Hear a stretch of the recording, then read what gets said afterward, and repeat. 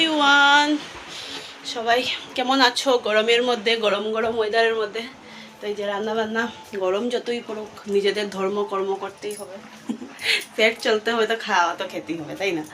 তো যাই হোক, রান্না বান্না করে নিয়েছি। 2-1 দিন পরে আমি এবার দর্শন আবার মানে সবাইকে মানে সবার করছি। যাই হোক, ঘুগনি করছি, হয়ে গেছে। আর এদিকে মেয়েদের ডিম সিদ্ধ করে রেখেছি, দেবো। আর ভাত এখন বসাবো, ভাতটা রাইস কুকারেই বসাবো। এদিকে মা দিয়েছে, পরে দেখাবো কি কি। তারপরে এখন মামা স্নান করবে, তারপরে স্নান করবো, পুজো দেবো। শেষ, ঘর দুয়ার মুছে আগেই শেষ। গরমের মধ্যে না ভালো লাগে না, ভিডিও শিডিও করতে কিচ্ছু ভালো লাগছে না। আজকে তো ইন্ডিপেন্ডেন্স ডে, সবাইকে ইন্ডিপেন্ডেন্স ডের অনেক অনেক শুভেচ্ছা। আর আজকে দিনটা বেশ ভালোই আছে, রৌদ্রটা আছে, থাকলেও কালকের থেকে অল্প, অন্য দিনের থেকে অল্প তাপটা কম আছে। জানি না, আমার তো লাগছে অল্প কম আছে, কিন্তু ওই যে ঘাম গরম আর যাচ্ছে না, এগুলো তো থাকবেই, তো এগুলো নিয়েই চলতে হবে। যাই হোক, দেখতে থাকো ভিডিওটা, নো স্কিপ। তো এদিকে হয়ে গেছে, অল্প একটু ইয়ে করলে নামিয়ে ফেলবো। আর এদিকে ভাতও বসিয়ে দেবো, এখন রেডি করে নিয়েছি। এটা কি, ও বসিয়ে দেবো। আর বাসন সব মা দিয়েছে, এই যে এটা বলতে টমেটো মাথা দেখে, যেহেতু নিরামিষ টমেটো তরকারি, আর এই যে ডাটা দিয়ে 5 মিশালো তরকারি। এটা বলো, এগুলো মাইরার ডাটা। দুধও চলে এসছে, জাল দিয়ে রেখে দিয়েছি। বাসনের মধ্যে শুধু কুকারটা মাজবো, সব মাজা গোছা কমপ্লিট করে নিয়েছি। সকালে রুটি খেয়েছিলাম, তখন মুছিনি। আর এগুলো কি হয়, এখন যেহেতু গরম পড়েছে, আর এগুলো যেহেতু রান্না করতে করতে গরম হয়ে যায়, তো আমি কি করি, এখন মুছবো না। আমি কি করব, ওই ভাতুর যখন খাবো তখন মুছবো, নাহলে সন্ধ্যার পরে মুছি। এখন আর মুছে নিলে ব্লাস্ট মারার এটা কিন্তু রিক্স আছে। হলদি পড়ে গেছে, ব্লাস্ট মারার রিক্স আছে। অনেককে দেখছি এগুলো মানে গ্যাস ওভেন ব্লাস্ট মারছে, কারণ এখন গরম তো, তার মধ্যে এটা গরম হয়ে থাকে, সাথে সাথে যদি একটু জল দিয়ে মুছা যায়, তাহলে কিন্তু এটা ব্লাস্ট মারার একটা পুরো সম্ভাবনা। ভাতটা বসিয়ে দিই।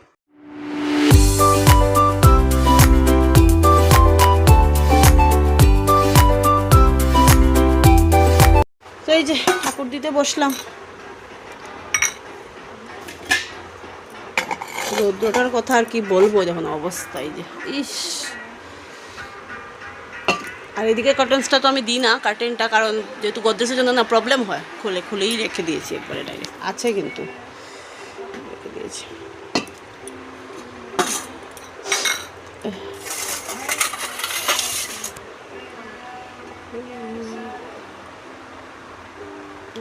শিবায় শিবায় শিবায়।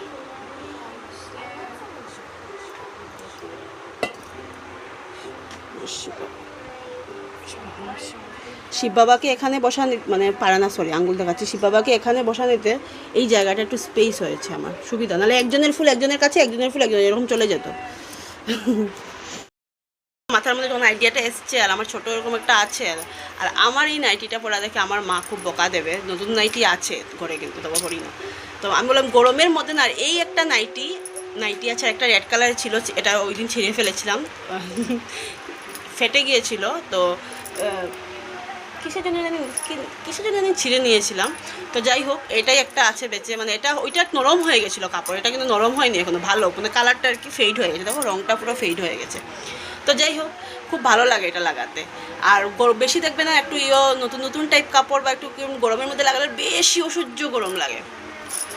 মাকে বলেছি গরমে আমি এগুলোই লাগাবো, ঠান্ডার মধ্যে লাগে। যাই হোক, তখন পুজো দিয়ে দিই, তারপরে মেয়েকে ভাত খাওয়াবো, নিজেও ভাত খাবো। আর আজকে ডিমের খোসাটা এখানেই ছুটিয়ে রেখেছি, আগে ছুটানো হয়নি, মানে তো এখানে রেখে দিয়েছি। আর আমি কি করেছি, একে ডাকার আগে 2 বাইট খেয়ে দিয়েছি। আয় ভাত নিতে মামা, আয়ো।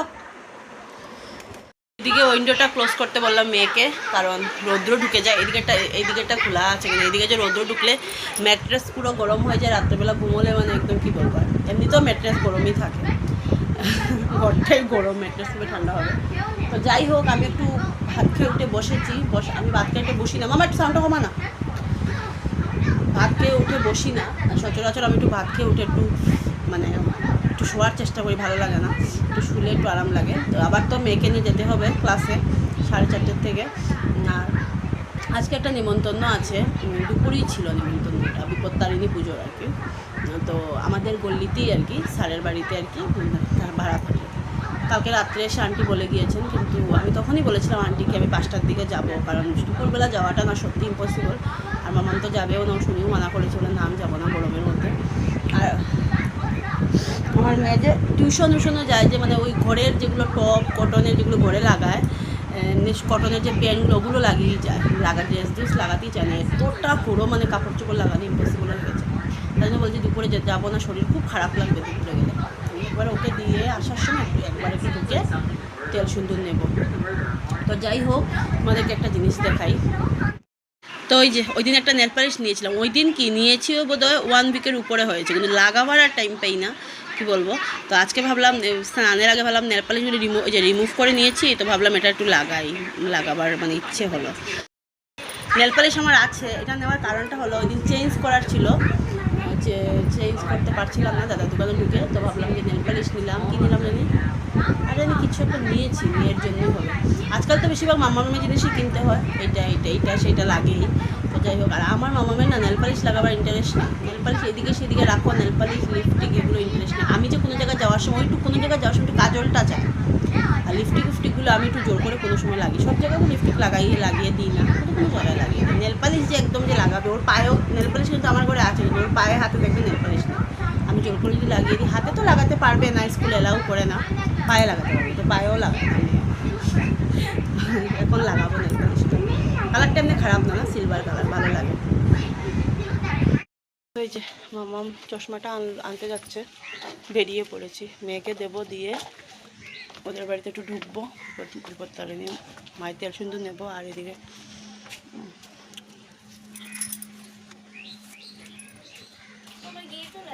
এটা ডিব্বা আনছোসখানে, তো বোতল ছাতা ছাতা নেই, তোর তো আবার ছাতা লাগবে না, রৌদ্র এতটা নেই, তবে আমার মেয়ের মুখ জ্বলে। এখন মুখের মধ্যে একটু ক্রিম লাগালে কি হতো, লাগাইছি তো। কি বেরোচ্ছে মুখটার মধ্যে এখন, এই একটা এইজ এসছে, এগুলোর মধ্যে অনেক প্রবলেম। আর আমি একটু ভাত টাত খেয়ে একটু শুয়েছিলাম, ঘুম চলে এসেছিলো না, চুলগুলি বা করছে রে, সারাই বোকা দিব। তো আমি ভেবেছিলাম আজকে বোধহয় ক্লাস নেই, যেহেতু আজকে 15 অগাস্ট, না মেসেজ করেছে ক্লাস আছে।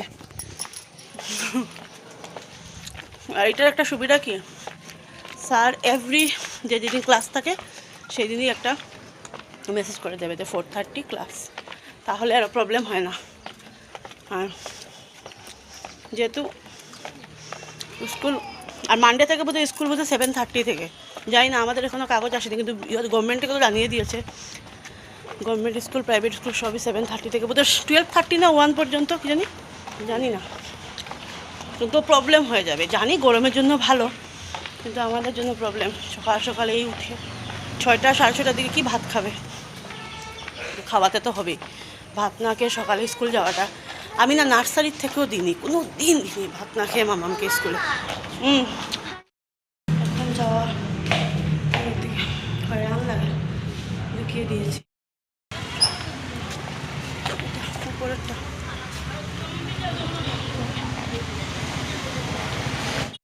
আর্টর এটা কিন্তু আমি আপনারা হই কিচ্ছু না, ও একটু চা বানিয়ে নিয়েছি। যে ওদের বাড়িতে যেহেতু খিচুড়ি খেয়েছি, তো অল্প আমি মানে তরকারি করে কিছু খাইনি, তরকারি বলেছিল আন্টি দেওয়ার জন্য, খাইনি, শুধু খিচুড়ি আর ওই চানা ভাজা দিয়ে অল্প একটু খেয়েছি। ভাত যে দুর্গ লেগেছে, আর গরমে না, সত্যি কথা বলতে কি মানে গরমে খিচুড়ি আমি বানাই কোনো সময়, কিন্তু বানাই যাবে তা না, কিন্তু একদম ইচ্ছা করছিল না। তো যাই হোক, ঠাকুরের প্রসাদ না করাও না, তো এখন একটু চা না খেলে হবে না, কারণ মামামকে পড়াতে হবে, এখনও পেরপেরি মানে সুর তুলতে হবে। ও বাবা, ও বাবা, চায়ের মধ্যে চিনি বেশি না, চিনি বেশি হয়েছে না, চিনি হ্যাঁ বেশি, আমার শিরা, আর দিদারে তো চিনি দিছি না আজকে, চিনিও খাবে, সুগার ফ্রিও খাবে, দুধের চাও খাবে, যে এগুলো জিনিস কিন্তু সুগারের জন্য মানে খুব মানা, খুব ধরনের মানা।